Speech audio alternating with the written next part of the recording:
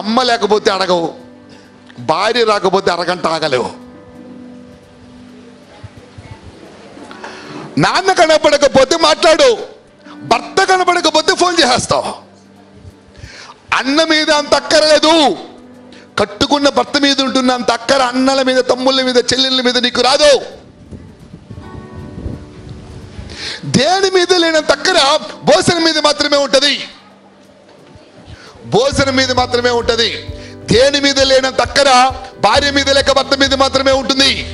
భోజనము ఎంత గొప్పదో భార్య భర్తల బంధం కూడా అంతే గొప్పదే.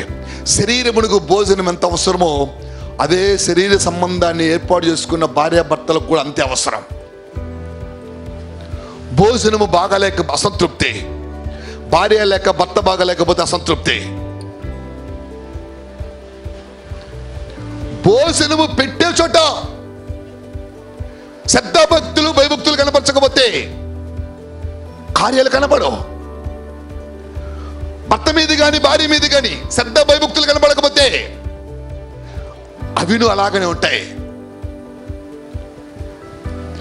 దైవికమైన కార్యం జరగాలి అంటే, ఆత్మీయ కార్యాలు కనబడాలి అంటే భోజనం ప్రముఖమైన విషయం.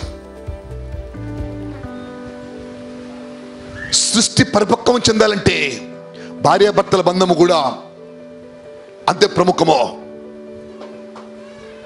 ఏ బంధానికి లేని బలం భార్యాభర్తల బంధానికి ఉంది. దేనికి లేనంత బలం ఆహారమునకు శరీరమునకు వచ్చినట్టుగా ఉన్నది. ప్రేమితులకి, నా ప్రియ సహోదరి సహోదరులకి, భోజనము చుట్టూ మానవుని యొక్క బ్రతుకులో అన్న వాక్యాన్ని వినగలిగావు. ఎప్పటి నుంచైనా ఆ భోజనం విలువ తెలుసుకుని ఆ భోజనము ఇచ్చు దేవుణ్ణి స్తుతిద్దాం. భార్యాభర్తల బంధాన్ని విలువ తెలుసుకుని ఆ భార్యను లేక భర్తనిచ్చిన దేవుణ్ణి ఆరాధిద్దాం.